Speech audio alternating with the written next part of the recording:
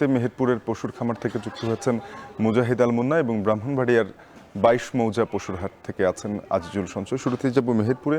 মুন্না, জানাবেন যে মেহেরপুরে খামারি পর্যায়ে কি পরিমাণ পশু প্রস্তুত করা হয়েছে, কেমন দাম প্রত্যাশা করছেন খামারিরা?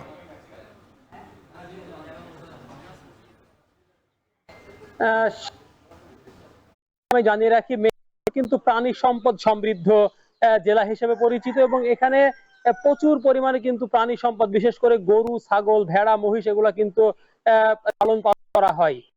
আমি এবার আমাকে জানিয়েছেন মেহেরপুর জেলাতে এবার কুরবানির পশুর চাহিদা রয়েছে 90,000। তার বিপরীতে এবার প্রস্তুত হচ্ছে প্রায় 81,000 পশু কিন্তু বাংলাদেশের বিভিন্ন জেলা, ঢাকা, বরিশাল, বিভিন্ন উৎপাদিত জেলাতে কিন্তু চলে যাবে মেহেরপুরের উৎপাদিত পশু। আমি যদি তার একটু ভেঙে বলি, মেহেরপুর জেলায় এবার 1,71,000 পশুর মধ্যে ছাগল রয়েছে 1,15,000 এবং গরু রয়েছে 53,000। এরপরে আপনার ভেড়া এবং মহিষ মিলিয়ে আরো প্রায় 4,000 পশু প্রস্তুত হয়েছে। আমি কয়েকজন খামারির সাথে কথা বলেছি, তারা আমাকে জানিয়েছেন মেহেরপুরে আসলে প্রত্যেকটা গরু কিন্তু তারা খুবই যত্নে লালন পালন করছে এবং যে সমস্ত গরু তাই মেহেরপুরের খামারগুলিতে রয়েছে। আবার যদি ছাগলের কথা বলি, ছাগলও কিন্তু মোটামুটি 20,000 টাকা থেকে শুরু 35-40,000 টাকা দামের ছাগলও রয়েছে। তবে প্রত্যেকটা খামারই কিন্তু এক ধরনের কষ্টের মধ্যে দিয়ে তারা গরু ছাগল পালন করছে, কারণ প্রতিনিয়ত কিন্তু গরুর যে গোখাদ্য, ছাগলের খাবারের দাম, আমি খোঁজ দিয়ে দেখেছি শুধুমাত্র বিচালি যে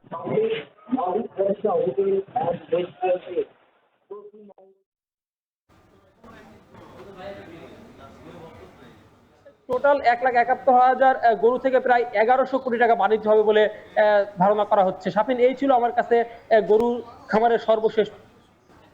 ব্রাহ্মণবাড়িয়ার সঞ্চয়ের কাছে যাব। সঞ্চয়, দেখছি যে 22 মৌজা পশুর হাট জমে উঠেছে। এরই মধ্যে জানাবেন যে যারা ব্যবসায়ী রয়েছেন, খামারি রয়েছেন, তারা কেমন দাম প্রত্যাশা করছেন? গত 2 বছরের সাথে যদি একটু তুলনা করা যায় তাহলে কি দাঁড়ায়?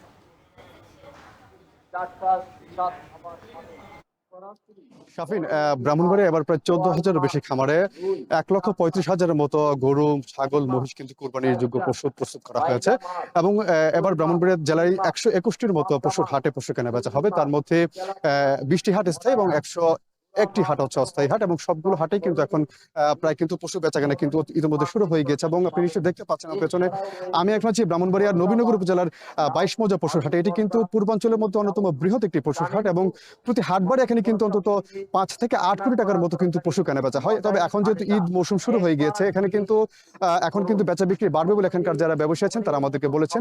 শাফিন, জানিয়ে রাখি এখানে কিন্তু দেশের নানা প্রান্ত থেকে এখানে পশু নিয়ে আসেন ব্যাপারীরা। এবং শাফিন, আপনি যেটি জানতে চেয়েছেন যে আসলে দাম কিরকম, আমরা আজকে এখানে আসলে দাম কিন্তু খুব বেশি দেখতে পাইনি। তবে এখানকার যারা ব্যাপারী যারা যেটি বলছেন যে আবার গেল 2 বছর তুলনায় কিন্তু আবার পশুর দাম কিছুটা বাড়তে পারে, সেক্ষেত্রে প্রতি গরুর প্রতি কিন্তু অন্তত 5 থেকে 10,000 টাকা পর্যন্ত কিন্তু বাড়তে পারে বলে তারা এখন পর্যন্ত এই তথ্যটি আমাদেরকে দিয়েছেন। আমরা এখানকার যারা বিশেষ করে এই হাটে যিনি ইজারাদার আছেন মাসুদুল ইসলাম, তার সঙ্গে আমি কথা বলেছিলাম। তিনি বলেছেন যে তারা মূলত এই পশুর হাটটিতে আসলে ক্রেতা এবং বিক্রেতাদের আগ্রহের অন্যতম কারণ হলো এখানে যে পশুর যে হাসিল সেটি কিন্তু অনেকটাই কম, অর্থাৎ গরুর দাম যতই হোক সর্বোচ্চ হাসিল কিন্তু 400 থেকে 500 টাকা পর্যন্ত নেওয়া হয়ে থাকে, যার জন্য আসলে এখানে দূর দূরান্ত থেকে আসলে ক্রেতা এবং বিক্রেতা দুই পক্ষ এখানে আসেন পশু কেনা বেচা করার জন্য। শাফিন, আমরা প্রান্তিক যে খামারি আছে তাদের সঙ্গে আমরা কথা বলেছিলাম, তারা বলছেন যে এবার কিন্তু তাদের যেই অর্থাৎ বিগত বছরের তুলনায় কিন্তু এবার চাহিদাটি নির্ধারণ করা হয়েছে। সেক্ষেত্রে এবার যেই পশু প্রস্তুত করা হয়েছে 1,35,000-এর কিছু বেশি, সেটি কিন্তু বিগত বছরের তুলনায় চাহিদার চেয়ে এবার কিছুটা বেশি বলে তারা মনে করছেন। এবং তারা বলছেন যে এবার যদি যেহেতু ব্রাহ্মণবাড়ি একটি সীমান্তবর্তী জেলা, ব্রাহ্মণবাড়িয়ার আখাউড়া, কসবা, বিজয়নগরী 3 সীমান্ত দিয়ে কিন্তু প্রায়ই আসলে অর্থাৎ কুরবানিদের আগ থেকে কিন্তু গরু আসার একটি